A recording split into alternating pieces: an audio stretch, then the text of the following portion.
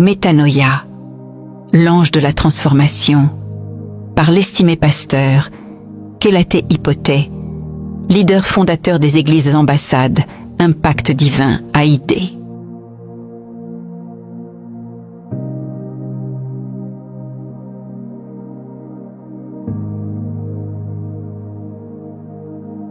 La paix du Seigneur soit avec vous.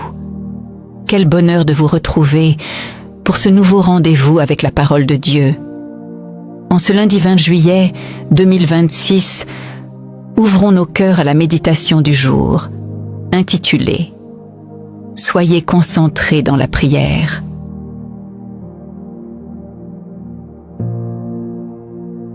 Écoutons notre texte de base tiré de l'Évangile selon Matthieu, au chapitre 6, verset 6.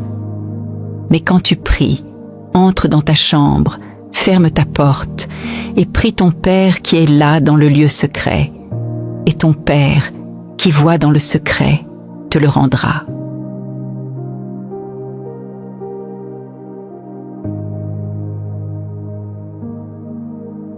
Certaines personnes perçoivent la prière comme une simple activité religieuse, un moyen d'obtenir quelque chose de Dieu.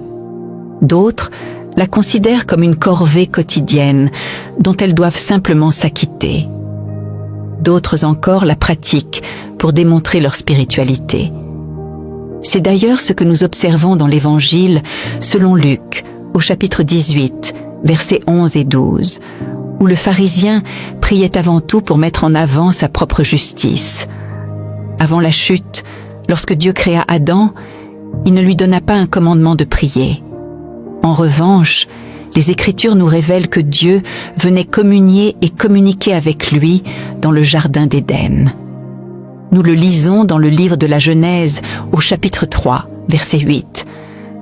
Cette vérité nous invite à changer notre manière de comprendre la prière. Il n'est donc pas étonnant que les disciples de Jésus-Christ, lui, aient demandé de leur enseigner à prier. Ils avaient remarqué que sa manière de prier était différente et que les résultats qui en découlaient l'étaient tout autant. La religion a transformé la prière en une activité rituelle dans laquelle le croyant cherche désespérément à atteindre Dieu. Pourtant, ce n'est pas la pensée que Jésus nous enseigne. Dans notre verset d'ouverture, le Seigneur corrige cette mentalité religieuse et charnelle de la prière. Il ne s'agit pas d'atteindre Dieu par un moyen purement humain. Il s'agit plutôt d'avoir d'abord la révélation de Dieu comme votre Père, votre source et votre soutien. Écoutons à nouveau les paroles du Seigneur Jésus. « Mais quand tu pries, entre dans ta chambre, ferme ta porte et prie ton Père qui est là dans le lieu secret. Et ton Père qui voit dans le secret te le rendra. » Voilà ce que nous rapporte l'Évangile selon Matthieu, au chapitre 6, verset 6. Prenons maintenant le temps de considérer attentivement ce que Jésus nous enseigne. Tout d'abord, il dit « Quand tu pries ». La prière est d'abord individuelle, avant d'être collective. Ensuite, il recommande d'entrer dans sa chambre et de fermer sa porte. Que signifie cet enseignement ? Il signifie qu'il ne faut laisser aucune place à la distraction. Vous devez demeurer concentré, dans une profonde intimité avec votre Père, et non simplement avec une conception religieuse de Dieu.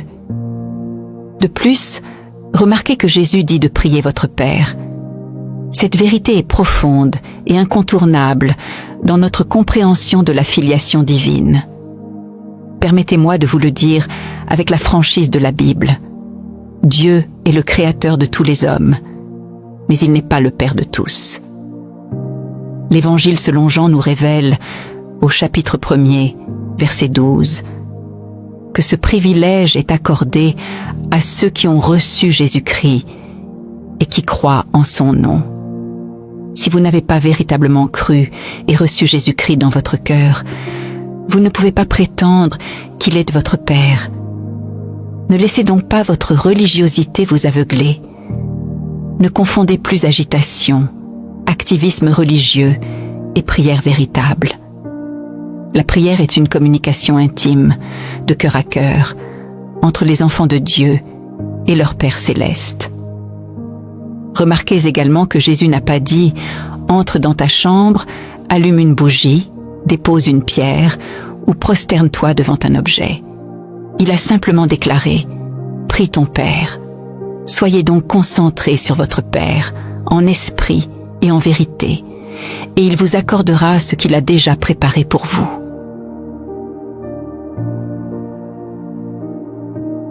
Prenons maintenant un moment pour nous approprier cette vérité dans la prière.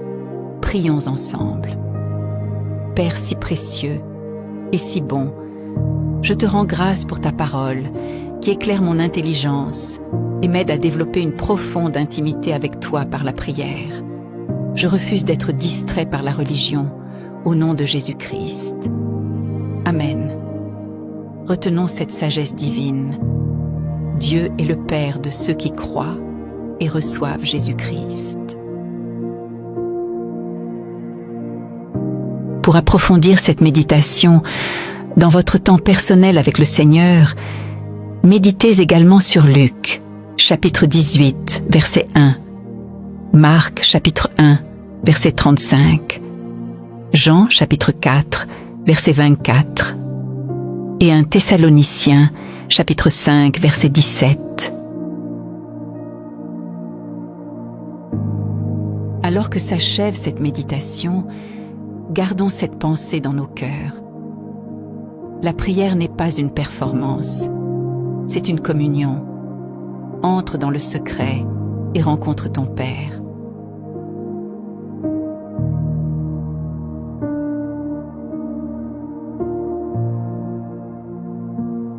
Si vous n'êtes pas encore né de nouveau, nous aimerions vous donner l'opportunité de faire de Jésus-Christ le Seigneur de votre vie. Priez maintenant avec nous de tout votre cœur. Ô Seigneur Dieu, je crois de tout mon cœur en Jésus-Christ, Fils du Dieu vivant. Je crois qu'il est mort pour moi et que Dieu l'a ressuscité des morts. Je crois qu'il est vivant aujourd'hui. Je confesse de ma bouche que Jésus-Christ est le Seigneur et le Sauveur de ma vie à partir d'aujourd'hui. Par lui et en son nom, j'ai la vie éternelle. Je suis né de nouveau. Merci Seigneur d'avoir sauvé mon âme. Je suis désormais un enfant de Dieu. Alléluia. Si vous avez fait cette prière avec foi, vous êtes désormais enfant de Dieu. Alléluia. Merci d'avoir été avec nous pour ce temps de méditation.